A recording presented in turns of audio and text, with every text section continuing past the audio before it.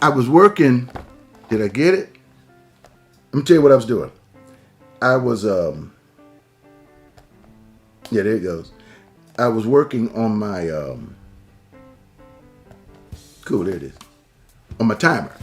Because I always try to make sure that I time our time together so I don't, just be off in Wonderland or something like that. So if you're watching this by rebroadcast, you know the drill. You know what that means. It means you got to hit the buttons just like you're watching this live. That's if you're watching by rebroadcast. First, if you're watching live, you're watching live. But rebroadcast, look, act like you're watching it live. Act like hey, I'm right here with you, because actually there is no space and time. Share this with somebody who think you will like it. And comment. Look, I love hearing from you from out of the state of Texas. Let me know if we're in Houston. If you're not in Houston, you're in another city, let me know. And if you're in another country, let me know. I'd like to know where these are being watched. And also make sure you hit that like button and let me know that you like it. You can hit that now. That way you don't have to forget later on down the line. This is my Master Key class. Master Key is about coming up with spiritual principles that you can use. One good solid spiritual principle that you can use that can open up everything else. So let's get into it. That's what a spiritual key is. That's what a master key is. It is the ability to use one key into several different locks. I believe that you don't necessarily need or should have to have a key to joy, another key to peace, another key to happiness, keys to love, because then you'll have a ring of keys. And anybody that knows, when you got a bunch of ring with a bunch of keys on and they all look the same, and forget which goes to what lock. You'll be trying different keys in the same lock and it's not working. And I think this is what a lot of people have done. They've got a ring full of keys and they're trying different keys in the same lock to try to figure out which one is going to finally fit that lock. So what I've come up with, and this is the principle that goes on inside of my head, is that if we can just have one spiritual key, one basic truth. Now, there can be several different things that we can learn from that truth once we get in, but one basic spiritual truth to understand, then we can unlock every single door with that one basic spiritual truth. And then once we get into that room, then we can begin to learn about what's in the room. If you can have one key that can unlock joy, then when you get into joy room, now you begin to understand the different aspects or levels or phases of joy. That room might have 10 rooms of joy. You go into the happiness room, it might have 4 rooms of happiness, 4 levels of happiness. Go up the steps. You never know what's going to be in that room. You might wind up with a suite of faith. But you got to have that one key that gets us in. And for over 40 years, actually for about 45 years of ministry, I have been working every single day of my life. Just like you do a Rubik's Cube, flipping around and turning it, trying to get it back to where it was when you first bought it, and you never do, where all the sides match. It's coming up with that, what is that key that we can all have in common, beyond our color, beyond our culture and everything else, to unlock spiritually our lives. And I firmly believe that one key is the recognition that God is not as far from us as we think God is. But God, like Scripture teaches us and the text teaches us, is an ever-present, is a present help in a time of trouble. Present. God is present with us. God is right here with us. And when we understand God is right here with us, then we begin to realize that it's not about, because it's not about, oh my God, something's wrong with me because I don't have God. It's about God revealing who we are, not as much who he is to us, but who we are in relationship to who he is. Now, I know I just said a mouthful, but it's beginning to reveal what our lives are all about.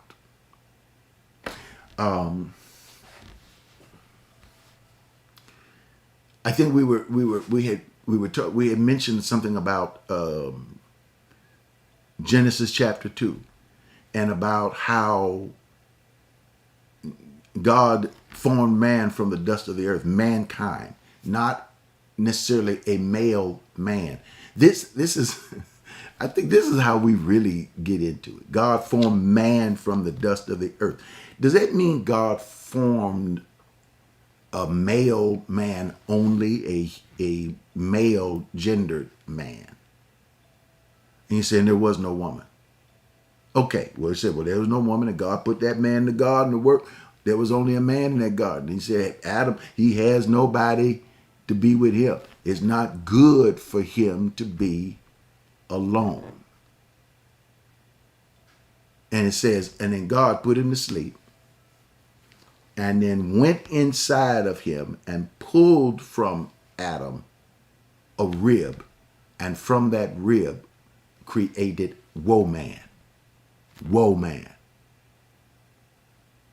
That's what they said. That's what he said when he saw her. He said, "Whoa, man. Oh, man." That's what he said.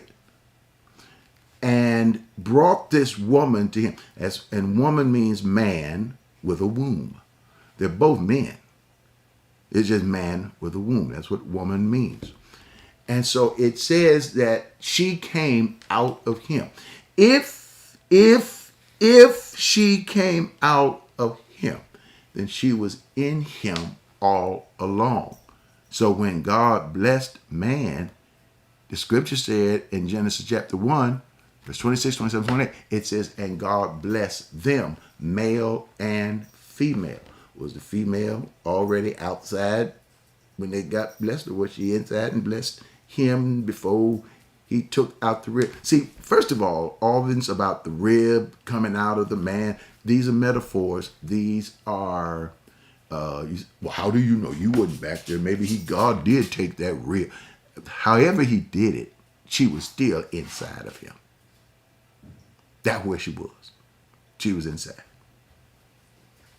Then chapter 3 comes along, and there they are in the garden, and we know they're there. God told, the man about the tree, don't eat of the tree. Well, he had to tell her. Well, of course he had to tell her because she was in rib form. Okay? And then you don't know what God said. It says, and they heard the voice of God. I heard the voice of God walking in the cool of the day, which means the voice of God or the presence of God was everywhere. Actually, the trees in the garden symbolize, the tree of life symbolizes the presence of God. So the presence of God, first of all, God doesn't have arms and legs, so God couldn't be walking in the garden. It said his voice was there. The presence of God was in that garden. So the scripture says, and Eve saw the fruit, and that it was good for food. She ate it. The snake talked to her and said something, did not God say, this thing is to make thee wise? In other words, to try to, you'll find this in chapter 3, verse 1, 2, and 3. In other words, it's almost like the snake is telling her that, God did this in order to keep something from you, because God knows if you eat of this fruit, you're going to be wise. God doesn't want you to be wise like him. So it's like the snake is saying, God must be withholding something from you. You don't have it all. See, that was the lie in the first place. You don't have it all. You're empty. There are pieces missing.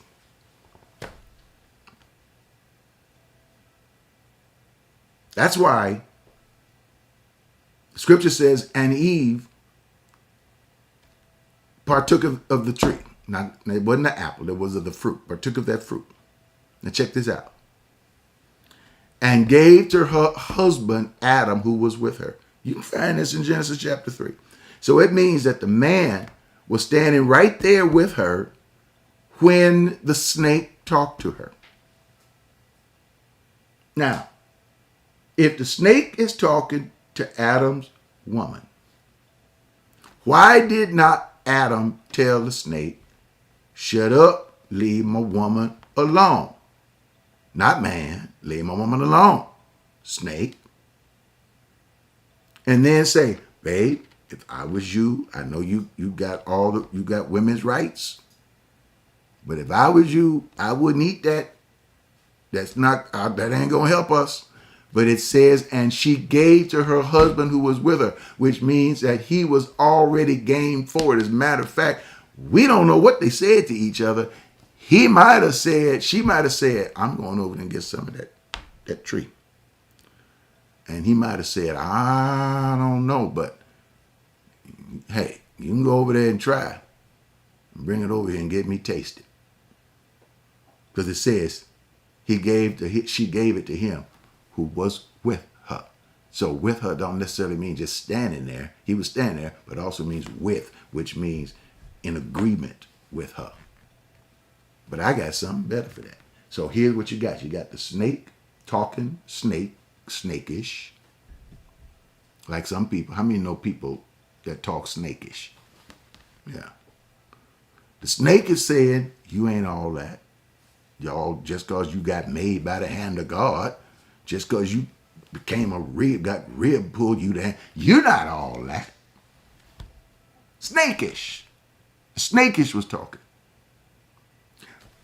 Eve was there, Adam was there, and all of a sudden it says, and they heard God's voice in the garden. Not only was a snake there, Eve there, Adam was there, but guess what? Here's what people don't like to tell you, or they don't say anything. God was there all along. God was there all along. God didn't just show up from nowhere as if to say, duh, what did you do, Adam? What did you do? My whole crate. See, my dog don't even like it. I know Chula. That's my dog. That's my wife's dog. That was my wife's dog. But God is going through there. How'd you screw this up? But, Adam turned around and blamed Eve and said, this woman that you gave me, but he wasn't man enough to say it to God face to face and say, you was here? Why didn't you stop me? You say, that's horrible to say. We say it all the time. Why, if God is God and God is all around us, why didn't God stop that hurricane? Why didn't God stop that tornado? Why didn't God stop that COVID? See, this is going to mess with people's faith for a while. If God is that big of a deal and God is here, why didn't God stop this?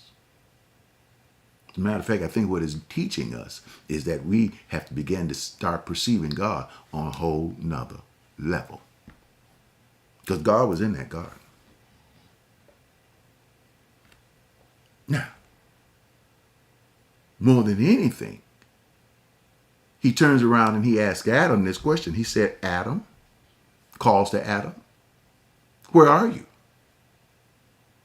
Adam turns around and says, we hid. Why did you hide, Adam? Why you hide? Because we were naked. Now, check this out. God says, where are you, Adam? Do you really think that God did not know where Adam was? That's one thing. I got another one here. Do you really think that Adam, well, probably Adam did, actually believed he could hide from God? Do you believe that Adam was behind some bush and God couldn't see him? Because God was walking through the garden or was around another tree or down the corner in the other garden over there on the side? Where are you, Adam? No, he asked Adam, where are you? Because the question, where are you, was not where are you physically located. It is, where are you in your head, man? Where are you in your mind? How do you feel about yourself? And I'm saying, I'm naked. In other words, I'm less than. You didn't give me any clothes. I had to tie fig leaf. You didn't give me anything. We naked. And God says, who told you that? Who told you that? Where did you hear that? You know where he heard it from, right? He heard it from himself, actually, because the snake didn't tell him. He began to see himself as less than. And then when he blamed that woman, he said, it was the woman you gave me. Guess how Adam saw the woman? He saw her as less than. So now you begin to see hierarchies. When the man feels less, he will always look at others as less. If one race feels less, they will need another race to make them feel more by making them feel less. If the bully feels less, the bully wants those that they bully to feel like they're less able to defend themselves or that they're nothing, so that the bully can feel better about themselves. You see, it seems that we're trying to believe, it seems that we're not listening to God. It seems that a lot of stuff we've been talking about in church is because we're trying to convince the snake that we somebody. Well, I'm going to tell you something. To hell with the snake. Because that's where the snake came from. Snake came from the pit of hell. And the snake can go right back there. I'm not going to spend the rest of my religion trying to pretend to tell the snake I'm somebody. I was somebody before the snake was. You were somebody before there was a snake. Don't treat people around you as less. They're not less than. The only reason you do that is because you don't see yourself in the image of God. Look, watch this. I'll be back. Don't go anywhere. I'm giving the last words and I'll come back. Hey, this is Dr. Ed. Take a moment right now. You know that the lifeblood of what we do is in how we give. What you give out doesn't just come back to you the way you give it out. It comes back to you over and over and over again. And what you do, go on myalc.org. That's myalc.org. And push that donate button. Hit it, crash it, smash it. And not only that, but you can also use your app that you have on your phone. If you don't have it, download it. You're going to love that app. Go up Abundant Life Center, type it in, your app. It'll show you how to do it. And then you can text to give. All you got to do is text it to 713-742, 713-742-2035. That's 713-742-2035. And then you can always use your P.O. Box. And that is Abundant Life Center, P.O. Box 772-300, Houston, Texas, 77215. Look, thank you so much for everything that you do. You're the one that makes this work. Really appreciate it. Thank you.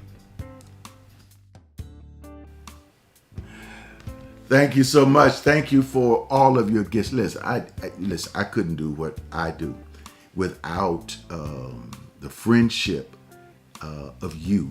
I'm so glad. Thank you so much. And listen, some of the things we share with you, I'm just here to help you unlock some doors. I hope this helps you unlock some doors to your relationship. Be nice to the people around you that you love. Treat them. Like my grandma used to say, treat them like you want to be treated yourself. You know, love your neighbor as you love yourself. If you don't love yourself, you ain't gonna love your neighbor. So be nice to the people that are around you and love them. And unlock that little door relationship right there. I promise you, if you be nice to the woman, and you be nice to that person you love, they gonna be nice to you. Real good to you. All right? Thank you for being my master class tonight. I appreciate you. See you next Sunday on Sensational Sundays, 10:30 a.m. Daylight Savings Time. That's what it is. All right? Love you.